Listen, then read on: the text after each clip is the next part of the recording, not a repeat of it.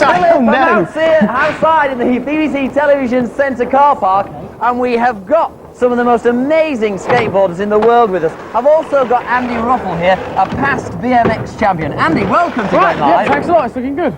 Just tell me, first of all, there's a major event happening on Sunday at the Michael Sobel Sports Centre. Yes. In Islington, London. Not Hawaii, unfortunately, but Islington, London. And these chaps are taking part, aren't they? That's right, yes. Now, for the event, we've brought over the best skateboarders in the world. Not just some of the best, but the best. And these guys are actually here now. And you can see them actually riding the ramps. Now, obviously what they usually ride is a big half pipe. Now, tomorrow we will have a proper half pipe set up in the hall, but obviously for today we're using like the street ramps. Yeah, and just tell me what is a half pipe? Well, a half pipe is, if you imagine a full pipe, a tube, cut it in half, and obviously it's about 24 feet wide and 36 feet long and about 12 feet high. So it's a big structure, so we couldn't actually bring it down today. I noticed that the guys have got a really aggressive technique on these boards, haven't they? That's right. Well, see, the whole idea of skating is that the guys actually enjoy themselves. Those guys like Christian Hosoi. Now, this guy is a true professional. He's one of the hottest riders in the world.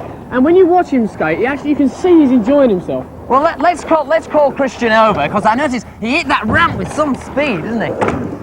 The guys, Christian, welcome to Going Live. How are you doing? How are you doing? Welcome to England. This is the first time over here. Yeah, very first time. Now, has the weather affected the board?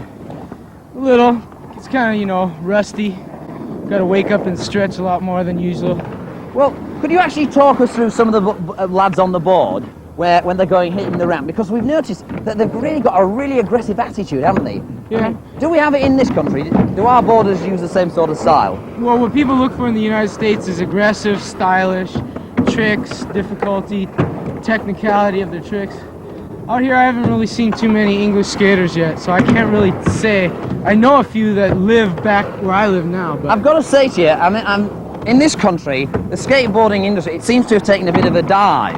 I mean, but it's coming near Christmas, so the kids are obviously going to get skateboards for them. In the States, there's a lot of organisations you can go to. Right now, that's what we're here for. We're here to help make people see that skateboarding's alive, and people are doing it in the States, that we're building it up to be a big, huge sport, as big as we can, and make it as professional as possible, so it's not such a, outcasting balls flying. Outcasting, sport. Yeah. Well, thanks, Christian. I'm just going to talk to Andy about, because if a kid gets a board over here for Christmas, is there an organisation they can actually... Thanks, Christian. Yeah, I think the best bet is to actually call the ESA. Now, if you look in the Bicycle Freestyle magazines, you'll actually find the address for the English Skateboarding Association. Write to them, they'll send you all the information.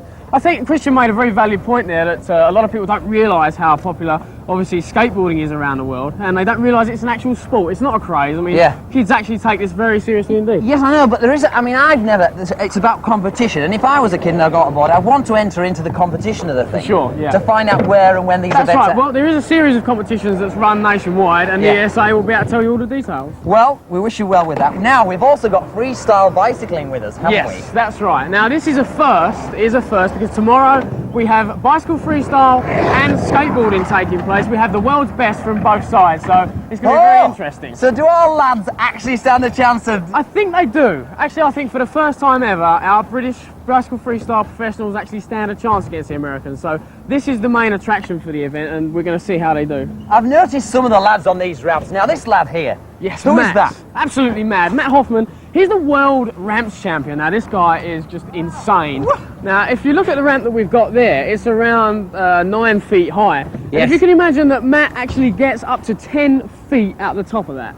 So that's 19 feet off of the ground. So it's absolutely amazing to watch, and obviously we've got 3 of those ramps there tomorrow. The balance and the skill involved in taking the machine up the ramp, and I notice how he actually dismantles and gets onto the stands. Yeah, that's right. Well, see, that trick he did just there was a 270 drop-in. Now, if you look at the platform that it's got on the back, they actually use that for different tricks. Now, the main trick is obviously flying out the top, like Scott Carroll did just then. But they do all sorts of lip tricks and everything else. So in their routines, which usually last for about 3 or 4 minutes, you can actually see like so many different tricks. Are our English boys, I mean, are they capable of taking this championship tomorrow at the Michael Sobel Centre? Well, I think so. I mean, what we need is support. I mean, there's going to be, thousands of kids there supporting them, so I think we've got no problems from that point of view at all. Yeah, well, they'll do it. I mean, I've got confidence in them. And now, I noticed they're all wearing crash helmets. This is obviously very important. Yep, safety is very important. I mean, everything has its danger element. Well, and freestyle's no exception. And you can see all the guys here have got helmets, gloves, pads, etc., etc. So Thank goodness they have, because we've had a few spills here this morning, and these boys are really professional. They do this because... That's right. I mean, these are the best in the world, and they've done it for years and years. So even when they do crash, they know how to crash, if you can understand that. The bikes, what sort of weight are those bikes? Well, the bikes actually weigh around 20 to 21 pounds. There's two different types of bicycle, BMX bicycle. This is a freestyle bicycle, so they've got little bits added on and different bits. Do they have brakes? Because I saw on one bike there's a rear action with a brake where you can actually stop it with the chain. That's called a coaster brake. Now, when they pedal backwards, it actually comes on. And that's very useful in a lot of the ground tricks, because there's two types of freestyle, ground and ramp. And they actually compete at both levels. Now, the sportswear in particular, I've noticed, is this also a safety item as well? Because it's like a nylon sort of fabric. Yes, oh yes, so it's all protective. It's got padding in the arms and everything else, so it's all protective. It's all done to make sure the rider doesn't get hurt. So, in a freestyle program, are you allowed a certain amount of time to do... Yes, each rider takes a run, so he's got like 3 minutes of ground or 3 minutes of freestyle, and then the scores are combined and we come out with an overall champion. Is there a specific type of trick you must actually do? Well, it depends. So you're marked in various different ways, degree of difficulty, what the actual trick is, whether you've made it, whether you've crashed. See, well, the degree of difficulty, Martin, now the lads on what degree of difficulty would that be? I mean, this is freestyle of the highest standard. Yes. So, obviously, if you just do a normal aerial, if he just shoots out the top like that, now you notice there he did a bit of a turn down, so he'd score a few extra points for that.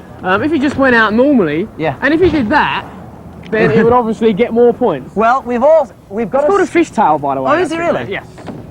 We've also got a competition, haven't we? Yes, we have. For our skateboarding addicts. Yes, so we have one of the best skateboards that you can buy here. It really is magnificent. Now, if you look at this, it's actually named after Christian Hosoi, who is one of the guys that we've obviously got here. Now, what is the question? We have a question. Now, it's not a very difficult question, but what is a lawnmower? Is it a freestyle manoeuvre or a skateboard manoeuvre?